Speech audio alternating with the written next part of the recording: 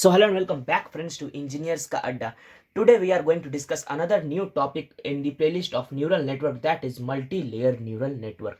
Today we will discuss about multi-layer. The name only suggests that multi-layer. What do you mean by multi-layer?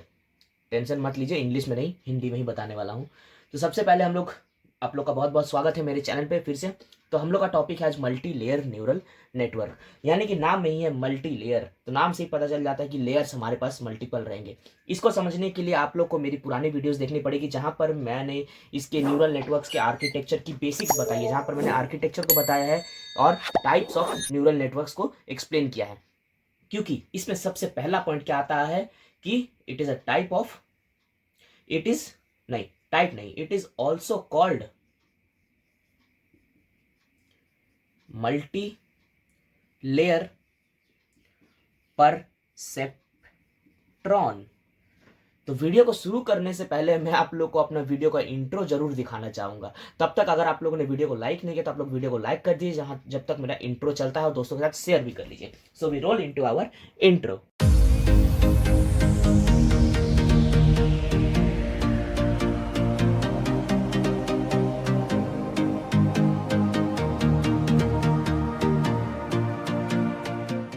तो हमारा सबसे पहला point क्या कहता है कि it is also called multilayer perceptron. तो अगर आप लोग एग्जाम में मल्टीलेयर परसेप्ट्रॉन के बारे में पूछे तो कंफ्यूज ना हो, दोनों एक ही चीज है। Both are equal, not equivalent but both are equal.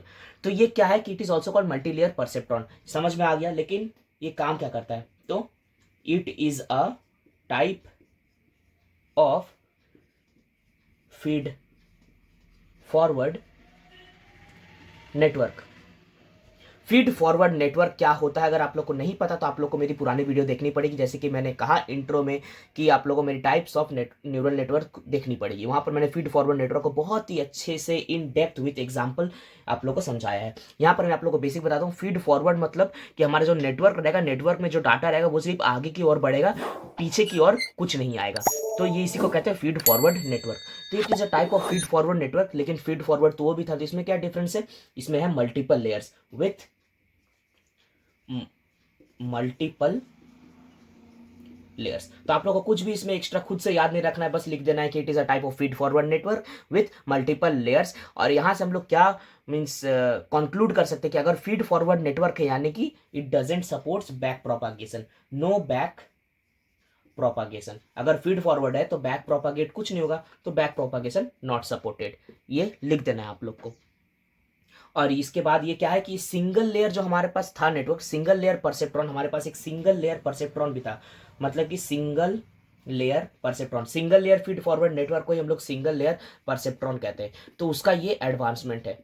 अब बात आ जाता है कि यहाँ पर मल्टी लेयर मतलब कि कौन सा लेयर मल्टीपल होगा? क्या जो हम लोग हमारे पास आप लोग को पता है कि 3 लेयर होते हैं, input, hidden and output layer. हमारे पास टोटल 3 लेयर्स होते हैं। लेकिन अब बात आ जाता है कि मल्टी लेयर में तो कौन सा लेयर मल्टीपल होगा? क्या तीनों लेयर मल्टीपल हो सकते हैं? मतलब कि हम लोग 10 इनपुट लेयर रख सकते हैं, 10 आउटपुट लेयर रख सकते हैं। जैसे कि 1 2 3 ये 3 इनपुट लेयर, फिर 1 2 3 4 5 ये हिडन लेयर, फिर 1 2 3 आउटपुट लेयर। तो प्रैक्टिकली सोच के देखिए, क्या ये पॉसिबल है? हम लोग 3 अलग अलग लेयर से इनपुट ले सकते हैं कि हम लोग का इनपुट तो इधर से आ रहा है, तो जब ये लेयर इनपुट ले रहा है तो ये लेयर कहाँ से इनपुट लेगा? ऐसे कूद के पहले को छोड़ के? ये पॉसिबल नहीं है। तो इनपुट लेयर हमेशा एक ही होगा। अगर आप लोग 2 एक्स्ट्रा लगा भी देते तो इनका कोई काम नहीं है, इनपुट तो यही लेने वाला है।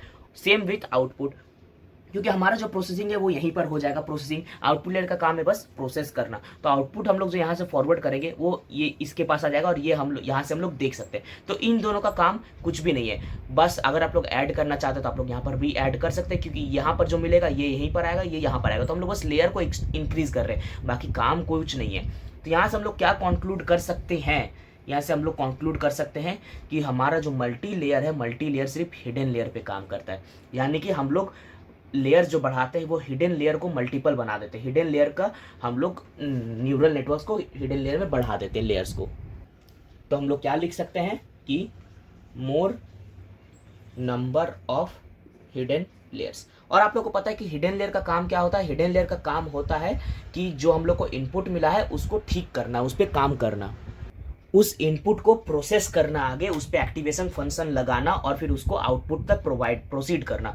तो यहाँ पर हम लोग इनपुट तो एक ही लेयर लेगा, लेकिन अगर मान लीजिए पहला एक्टिवेशन फंक्शन यहाँ पर हम लोग यूज़ किए, यहाँ पर मान लीजिए कैलकुलेशन किया, सब कुछ किया, लेकिन हो सकता है कि ये लेयर कुछ चीज़ों में फेल कर जाए, कुछ पैटर्न्स रिकॉग्नाइज ना कर पाए, तो वो आगे फॉरवर्ड करेगा, ये इसका गलती को सुधारेगा, फिर ये भी मान लीजिए कुछ गलती किया, वो ये सुधारेगा। मतलब कि हमारे पास जितने ज़्यादा हिडन लेयर्स होंगे हमारा एक्यूरेसी उतना ज़्यादा बढ़ेगा, क्योंकि हर एक आगे वाला आने वाला हिडन लेयर पुराने लेयर की कमियों को ठीक करेगा।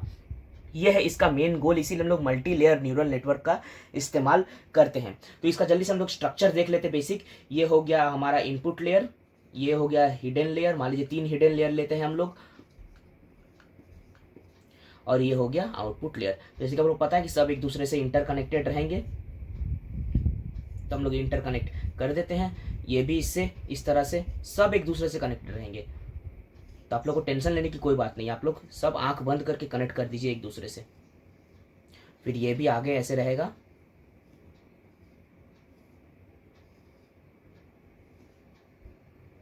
ये कहाँ छूट गया, ये यहाँ छूट गया, तो यहाँ से हम लोग को आउटपुट मिल जाएगी। और जरूरी नहीं है कि हम लोगों ने 3 इनपुट लिया है यहाँ पर इसलिए 3 आउटपुट लिया, यहाँ पर हम लोग का सिंगल आउटपुट भी हो सकता था।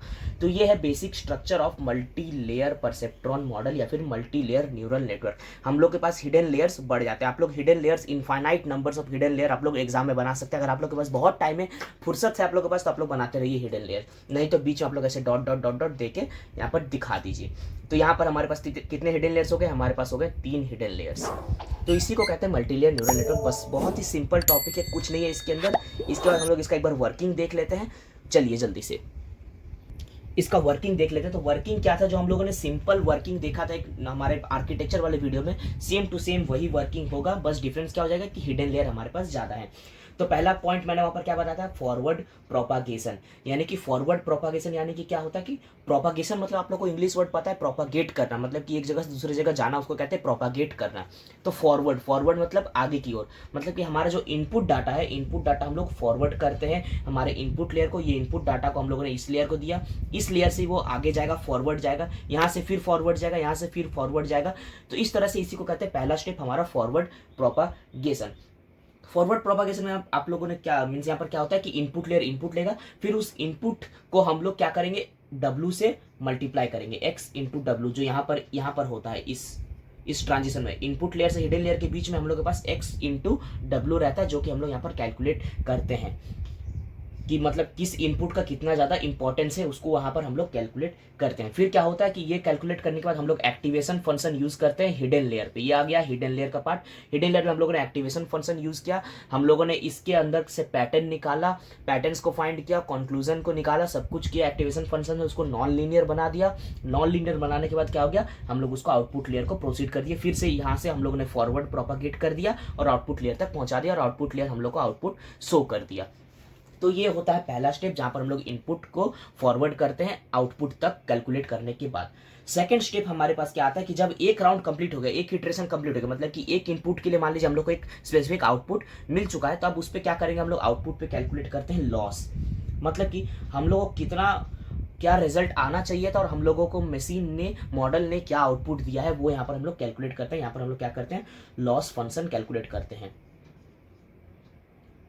लॉस फंक्शन इज कैलकुलेटेड, ठीक है, लॉस फंक्शन कैलकुलेट हो जाता है। और इसके लिए बहुत सारे अलग अलग टेक्निक्स है, जैसे कि mean squared error, mean absolute error वगैरह वगैरह, इस बहुत सारे मॉडल से, वो अलग टॉपिक है, वो हम लोग डिस्कस करेंगे आगे। और यहाँ पर और एक पॉइंट जो है, यहाँ पर हम लोग एक्टिवेशन फंक्शन जो यूज़ कर रहे हैं, तो हम लोग क्या क्या एक्टिवेशन फंक्शन यहाँ पर यूज़ कर सकते हैं, हम लोग यूज़ कर सकते हैं रेलू, tan H, सिग्मॉइड। अगर आप लोग एक्टिवेशन फंक्शन के बारे में नहीं पता कि ये क्या है, सब कुछ बाउंसर जा रहा है, तो आप लोग मेरी पुरानी वीडियोस देखिए, वहाँ पर इन डिटेल मैंने सारे एक्टिवेशन फंक्शन को इस्तेमाल किया है, यूज़ किया है और एग्जाम्पल के साथ बताया है कि कैसे काम करता है। और ये बहुत ही ज़्यादा इंपॉर्टेंट टॉपिक, आप लोग कुछ भी पढ़िए न्यूरल नेटवर्क के अंदर, आप लोग को एक्टिवेशन फंक्शन का सामना करना ही होगा। और एग्जाम में 110% मेरा गारंटी है कि इससे क्वेश्चन रहेगा ही रहेगा, एकदम श्योर शॉर्ट क्वेश्चन है। तो अगर आप लोग को सिर्फ टारगेट, आप लोग को सिर्फ पास करना है, तो इस टॉपिक को जरूर अच्छे से रट लीजिए, आंसर बना लीजिए, कुछ भी करके ले जाइए, इसको ले जाइएगा जरूर। तो यहाँ पर फॉरवर्ड प्रोपागेशन हुआ, लॉस कैलकुलेट हुआ। थर्ड स्टेप में क्या होगा, हम लोग को चलिए लॉस तो मिल गया, लॉस मान लीजिए मेरा 0.7 का लॉस है, तो इस लॉस का करे क्या, अचार डाले, नहीं अचार नहीं डालना है, हम लोग को क्या करना है, बैकवर्ड प्रोपागेट कर रहा है, बैकवर्ड प्रोपागेट, बैकवर्ड प्रोपागेट करना है। बैकवर्ड कैसे प्रोपागेट होगा, मतलब कि जो लॉस हम लोग को मिला है यहाँ पर 0.7, ये हम लोग इसको इन्फॉर्मेशन देगा पहला हिडन लेयर को कि भाई मेरा तो इतना आना चाहिए था आंसर, तुमने इतना दिया। ये इसको बताएगा, ये इसको बताएगा, फिर ये इसको बताएगा, फिर यहाँ पर आएगा, फिर यहाँ पर हम लोग क्या करेंगे, यहाँ पर जो x इंटू डब्ल्यू किया था हमने, x इंटू डब्ल्यू किया था पहले, यहाँ पर ये w क्या हुआ, ये फिर से वेट चेंज होगा। पहले वेट मान लीजिए मेरा 0.3 था, तो अब वेट को हम लोग बढ़ा देंगे 0.5 कर देंगे। इस तरह से हम लोग हिट एंड ट्रायल मेथड कर करके हर बार एक नया आउटपुट जनरेट करेंगे। हम लोग हो सकता है एक्टिवेशन फंक्शन कोई दूसरा यूज करें, हर बार कुछ ना कुछ टेक्निक बदल बदल के हम लोग चेक करेंगे जब तक कि आउटपुट हम लोग का बेस्ट आउटपुट ना मिल जाए, हम लोग को जो डिजायर्ड आउटपुट है वो ना मिल जाए, तब तक हम लोग ये प्रोसेस कंटिन्यू करते रहेंगे। तो इस तरह से मल्टी लेयर न्यूरल नेटवर्क काम करता है। अब यहाँ पर आप लोग को एक चीज़ जानना है कि मीन्स एक्टिवेशन फंक्शन हम लोग किस लेयर पे कौन सा यूज़ करते हैं। तो आप लोग सिग्मॉइड एक्टिवेशन फंक्शन, रेलू और जो tan-h है, ये तीनों हम लोग यूज़ करते हैं हिडन लेयर्स पे। और जो आउटपुट लेयर है, आउटपुट लेयर पे भी मैंने कहा था पिछले वीडियो में कि हम लोग यूज़ करते हैं एक्टिवेशन फंक्शन। तो यहाँ पर हम लोग क्या कर सकते हैं, सिग्मॉइड को यूज़ कर सकते हैं, सॉफ्ट मैक्स को यूज़ कर सकते हैं, और एक हो जाता है लीनियर। ये लीनियर मतलब कि जो मैंने आप लोग को पिछले वीडियो में लीनियर बताया था, वही लीनियर एक एक्टिवेशन फंक्शन है। तो ये तीन हम लोग आउटपुट पे यूज़ कर सकते हैं, और ये हम लोग हिडन लेयर्स पे यूज़ कर सकते हैं। हिडन लेयर्स पे और भी एक्टिवेशन फंक्शन है, जैसे कि डाइंग, रेलू हो गया, वो सब हम लोग यहाँ पर बात नहीं कर रहे हैं। तो यहाँ पर हम लोग मेजर एक्टिवेशन फंक्शन की बात कर रहे हैं, तो ये तीनों यहाँ पर हम लोग यूज़ कर सकते हैं। अब इसका हम लोग कुछ जल्दी से एडवांटेजेस के बारे में बात कर लेते हैं। जैसे कि आप लोग देख सकते हैं कि यहाँ पर हिडन लेयर ज़्यादा है हम लोग के पास, और हम लोग एक्टिवेशन फंक्शन भी यूज़ कर रहे हैं, एक्टिवेशन फंक्शंस को यूज़ कर रहे हैं। तो यहाँ से पहला पॉइंट क्या आ जाता है कि वर्क विथ कॉम्प्लेक्स डाटा। तो पहला पॉइंट ये आ जाता है कि कॉम्प्लेक्स डाटा को हैंडल कर लेगा, क्योंकि हिडन लेयर्स हमारे पास ज़्यादा है और ऊपर से एक्टिवेशन फंक्शन भी हम लोग यूज़ कर रहे हैं। तो कॉम्प्लेक्स डाटा इसके लिए कोई बड़ी बात नहीं है। कॉम्प्लेक्स डाटा और नॉन लीनियर रिलेशन को बहुत अच्छे से हैंडल करेगा, नॉन लीनियर रिलेशन को बहुत अच्छे से हैंडल करेगा।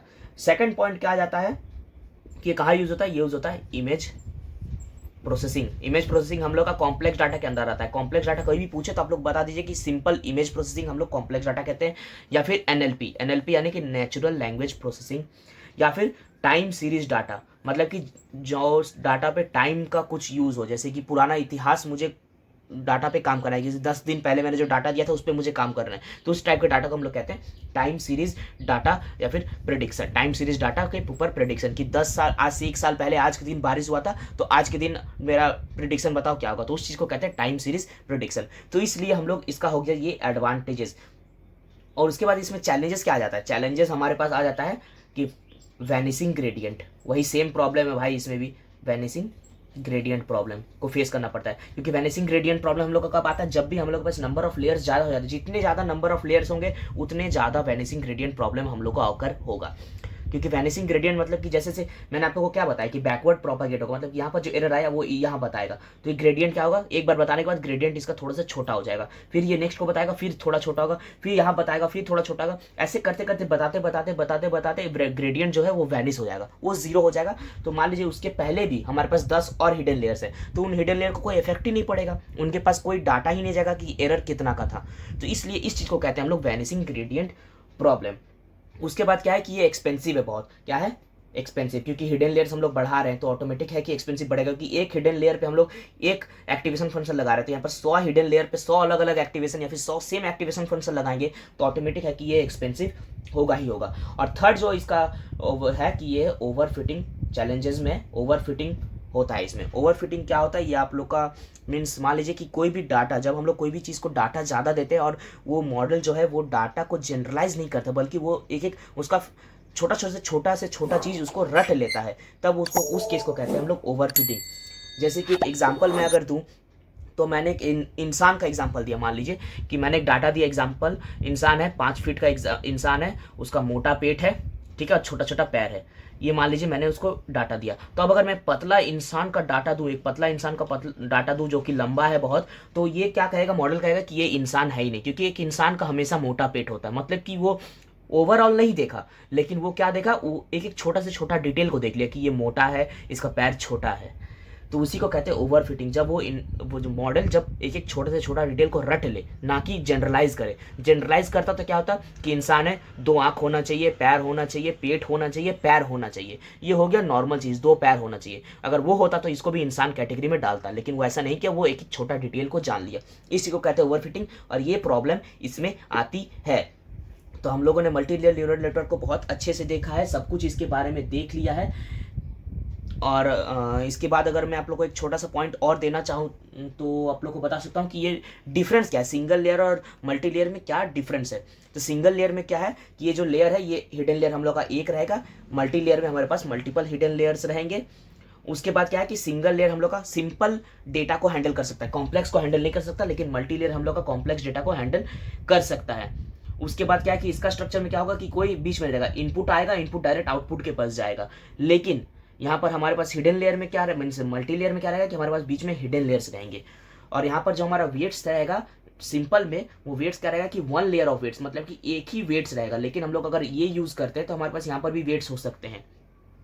उसके बाद सिंपल क्या होता है, सिंपल बाइनरी क्लासिफिकेशन के लिए हम लोग यूज़ कर सकते हैं और इसका फ्लेक्सिबिलिटी भी कम रहता है। सिंपल जो लेयर है सिंगल लेयर न्यूरल नेटवर्क का, उसका कॉम्प्लेक्सिटी भी बहुत कम रहता है, फ्लेक्सिबिलिटी बहुत कम रहती है, एक्यूरेसी बहुत कम रहती है।